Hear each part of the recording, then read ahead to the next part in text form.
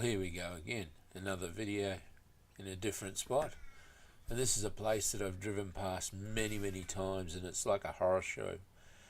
This is actually state forestry, where national parks have taken over the lease and land of these things, because the expansion of the Lantana out of the national parks, which were surrounding this place, were so grave that it was a more economical thing for them to buy out these properties.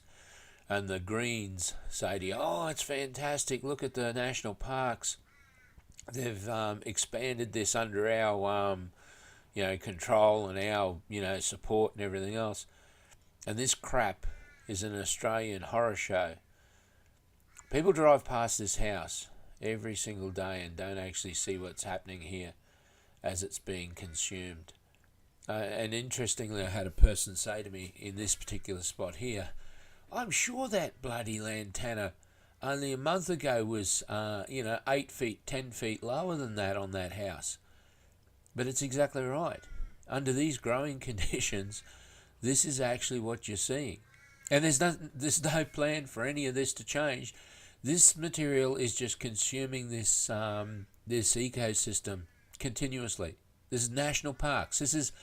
Our national parks are our greatest liability under our government policies.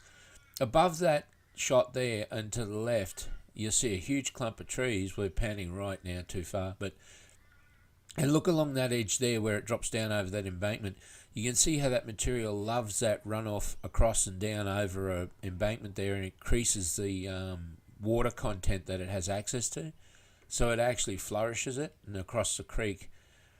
This is just near where I shot that first video at the bottom of Mount Glorious. That creek across the road there, about 300 metres, 500 metres up the road, is where that other video was shot. So this is a continuation of this whole process. That whole creek is just completely infested, and then up that range, that hillsides behind it, and it continues for thousands of kilometres to the north. Look down there under those trees and you can see how this material consumes. See how the trees create a drip area of higher concentration of water? So you see that? That's so clearly shown there. The tree to the left, the tree to the right, and the other ones left and further around. You can see the blooms there on those lantana bushes there, and the one in the corner of this little building here. But that's all seeding. That's all starting to flower and then head to seed. Yeah, straight up there above that other building, you can see in that gully there's a huge infestation underneath the canopy of those trees. Everywhere where you get that bushy canopy, it creates a higher moisture content and drip content, and then increases the vigor of the plants. So they become their own little micro ecosystems, and they increase more moisture, and moisture is everything to these plants. They don't care about the soil content, the soil quality.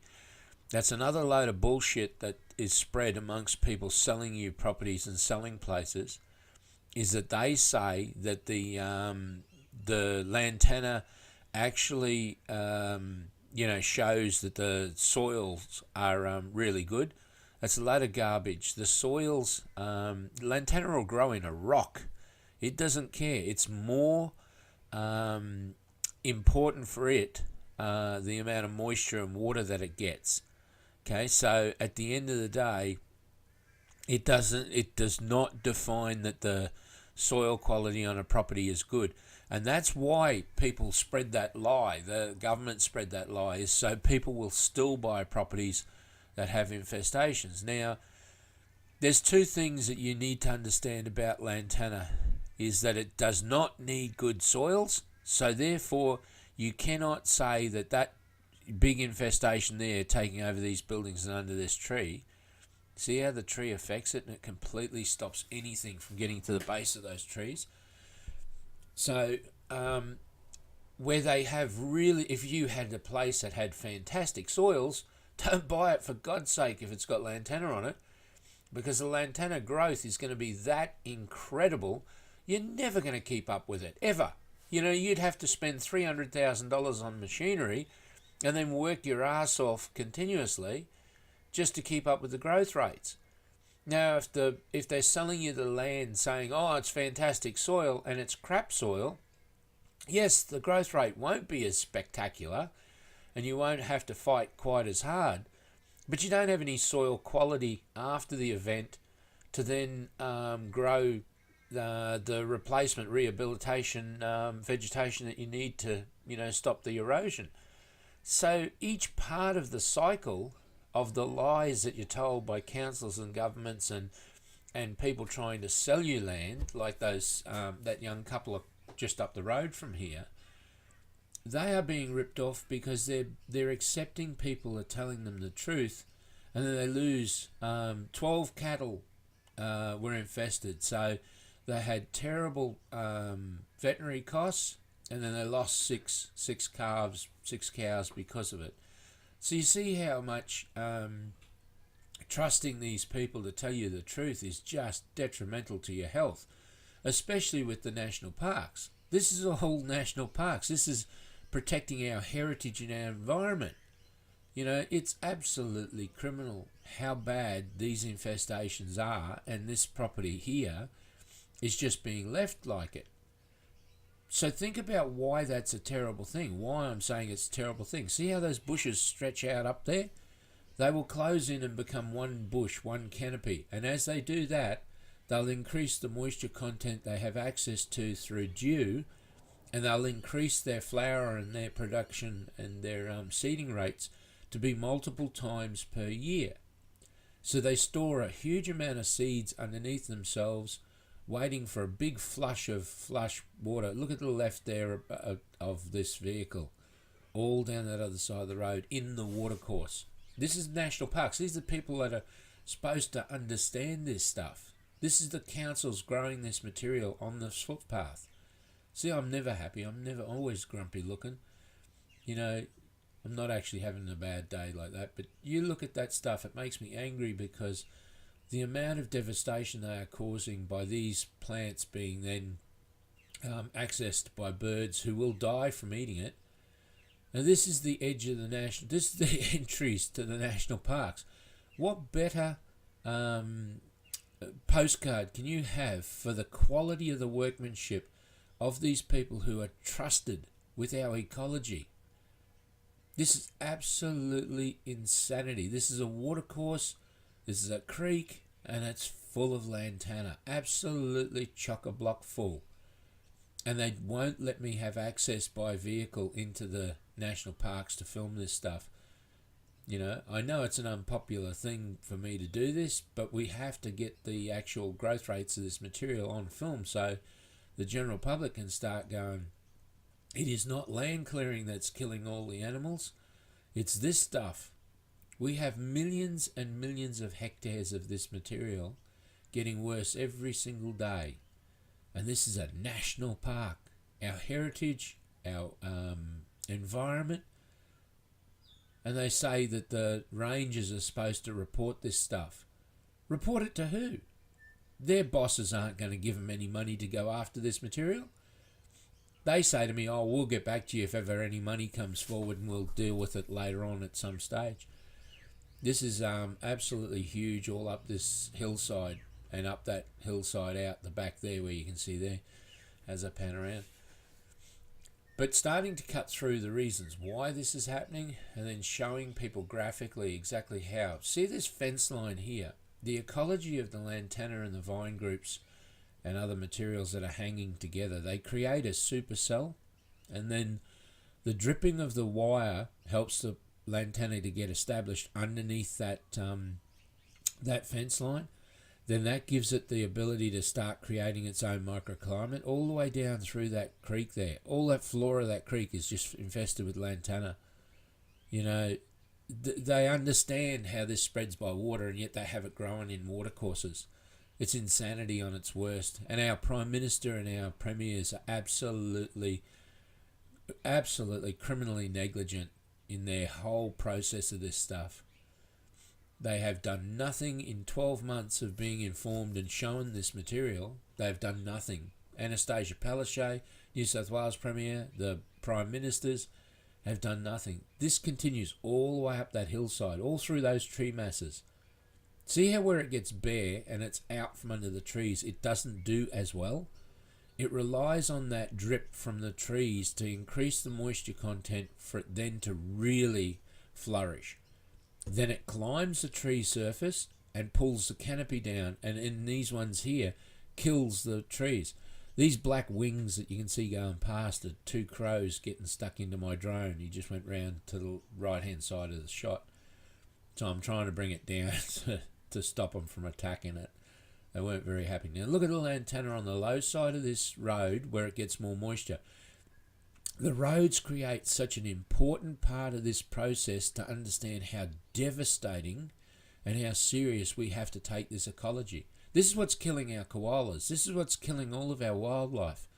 It creates corridors where animals have to burst across the road surface to get across because there's such limited crossings. Look at the flower on these things to the left down there. This is a creek. They got this growing in a creek. You know, the best scientists, their best people wrote books on this shit.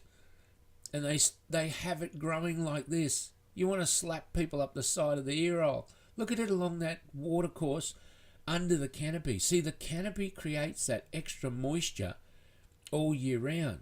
So look at it further under that canopy there, and then beside the canopy. Now look at the differences here. There's not as much bloom on that material on the creek line, okay? But have a look at the bloom on the stuff on the side of this road, and you understand how big a part the actual road surface plays in propagating this plant. 3,600 plants per plant. Per plant. And your government says this is low risk because we lost control of it. Your Prime Minister has no interest in this ecology. They've been showing this. The Premier of Queensland, the Premier of New South Wales, I write to them regularly. They're mates. Well, no, not really, but no, I don't think they like me very much. But anyway, that's another story. When you look at the criminal negligence involved in this, look at the tobacco, look at the vines. They use this, and cat's claw and cockspur, they use this to climb the canopy. And then once they're starting to climb, because it'd take lantana a very long time to climb those trees on its own. But when these other vines and other materials climb those trees, cockspur and cat's claw, they pull the canopy down very quickly. That extra weight drops and droops the canopy down, and then the rest of the plants can grow much quicker up onto that, and they use it as a leg up to get into the high part of the canopy. Now the devastation, look at the thickness of this growth. This is national parks. This is our national parks.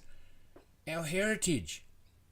Our environment. These people pick up huge paychecks for managing these assets. And look at it just continues all the way along these surfaces. And this is a tiny little snippet. This goes on for 50 kilometres in this one section of this stuff.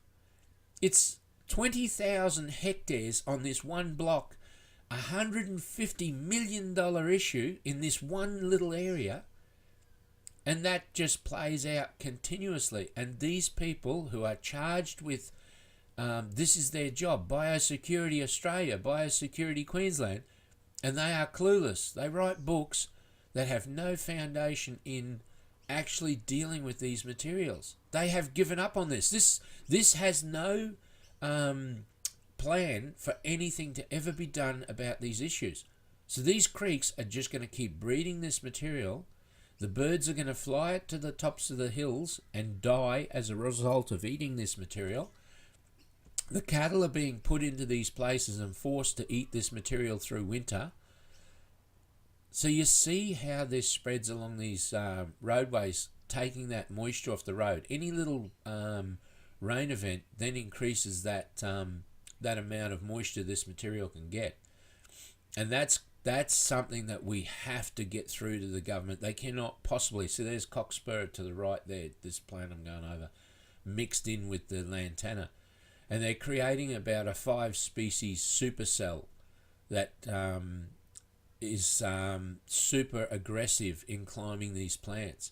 We have huge bell miner bird infestations within this forestry in this national park that cause dieback in our native forestry. And it's well documented, but the government does nothing at all about these issues. This is completely left as it is. So, this is what we're fighting this war over. This is why we're trying to get the word out there to get people to understand.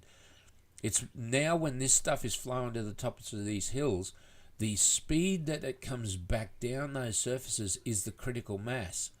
The same as the water that it gets off these road surfaces has to be addressed. We have to start getting the word out to the public that they see this material. People drive past this thousands of times a day and don't even see it anymore. They don't understand any part of it. Nothing lives in or under this material at all. Even in the biggest books that the government put out on this material, they said something may use it.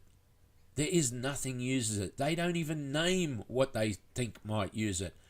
The bell miner bird is the only one that's prospering from it, and it's causing terrible dieback. Thousands and thousands and thousands of hectares of our land being lost to this problem, and they are doing nothing about those issues. Nothing is underneath that material. So in the very near future, this is so important for us to get access to the national parks to film this. Look at all the flower on this stuff being fed off the road surface, and yet you see the stuff on the other side, just a little bit across the way there, that's running off the creek. It's prospering really well, but it's not carrying flower and seed as this stuff that gets moisture off the road. Our main roads department absolutely criminally negligent in their allowance of these materials to grow along these surfaces, and our councils for allowing it. You can only poison for 2 months of the year. You cannot poison this stuff in a watercourse. We should be mechanically removing it because we can do it all year round at a minute's notice and clear this material out of that. We should never have this material growing on a road surface or on a creek, ever. No riparian areas should ever have this material growing on it. It is something we can never allow this material to control that, the same as we cannot allow it to control the high country. Anyway, I'll catch you on the next one. That's just a little short video on this stuff. Thank you very much for joining me. I'm Gary from Lantana Removal Queensland, and please help out any way you can. Share the material, throw a little bit of money if you can spare any. I pay for all this myself, so any help you can give, thank you. 0449 986 880. Bye bye. Catch you on the next one.